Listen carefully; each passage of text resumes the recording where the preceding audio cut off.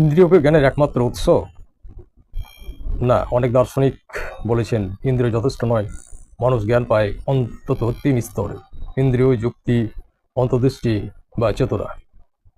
অনেক সময় সবচেয়ে গভীর উপলব্ধি আসে এই তৃতীয় স্তর থেকে।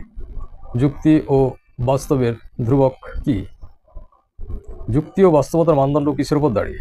দর্শনে সাধারণত 3 ভাবে সত্য যাচাই করা হয়: যুক্তির সাথে সামঞ্জস্য, বাস্তব অভিজ্ঞতার সাথে মিল, অন্য সত্যর সাথে সাংঘর্ষিক না হওয়া। কিন্তু এখানে সমস্যাও আছে। যেমন এই মানদণ্ডগুলি মানুষের তৈরি কাঠামো। এই কারণে দর্শনের অনেক প্রশ্ন চূড়ান্তভাবে বন্ধ হয় না। যেমন অকারণ কারণ, যেটা বলা হয়েছিল কোনো এক জায়গায় গিয়ে একটা অকারণ কারণ থাকতে হবে। এই ধারণাটি দর্শনে খুব গুরুত্বপূর্ণ।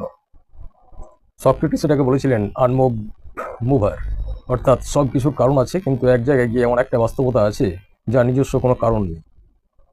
এটাই অনেক ধর্ম ও দর্শনের পরম বাস্তবতা। অসীমের সমস্যা। এটা অসীম কি? গণিতে অসীম মানে যার শেষ নেই, সীমা নেই, কিন্তু দর্শনে অসীমের অর্থ সময়ের বাইরে, পরিবর্তনের বাইরে, সীমাবদ্ধতার বাইরে। চেতনার উৎস এসব যে মূল্যবান প্রশ্ন একটা, সেটা স্বাভাবিক। চেতনার বিষয়ে আজও বিজ্ঞান সম্পূর্ণ উত্তর দিতে পারেনি। একদিকে আছে মস্তিষ্ক ভিত্তিক ব্যাখ্যা, অন্যদিকে আছে চেতনার প্রথম ধারণা। অনেক দার্শনিক মনে করে শুধু চেতনা মস্তিষ্কের উৎপাদন নয়, বরং বাস্তবতার গভীর স্তরের প্রকাশ। যেমন পৃথিবীর চৌম্বকক্ষেত্র, সূর্যের অবস্থান, নক্ষত্র, বাতাসের প্রবাহ, জেনেটিক প্রোগ্রাম করা আচরণ, এটাকে বলে অ্যানিম্যাল মাইগ্রেশন। যেমন অনেক জীবজন্তুর মধ্যে এই প্রোগ্রামিংগুলো করাই থাকে। কিন্তু প্রশ্ন তখনও থাকে, এই নিখুঁত জৈবিক নকশা কোথা থেকে? এখানে বিজ্ঞান ও দার্শনিকদের প্রশ্ন আবার মিলিত হয়। শেষ আবার শুরু, the end fertilise the beginning. এটা একটা গভীর চক্রের ধারণা। অনেক প্রাচীন দর্শনে বলা হয়েছে যে শেষ মানে নতুনের শুরু। সময় সরল রেখা নয়, এক ধরনের চক্র।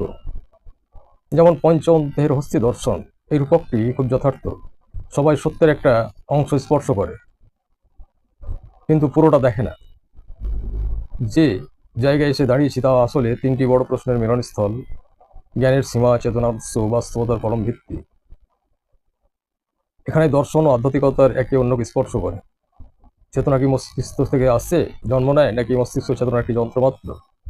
এই প্রশ্নটাই এখন বিশ্বের অনেক বড় বিজ্ঞানী ও দার্শনিকদের। আজ এই পর্যন্তই, আবার পরবর্তী ভিডিওতে আলোচনা নিয়ে আসবো। ফলো করুন, সাবস্ক্রাইব করে সঙ্গে থাকুন। ধন্যবাদ।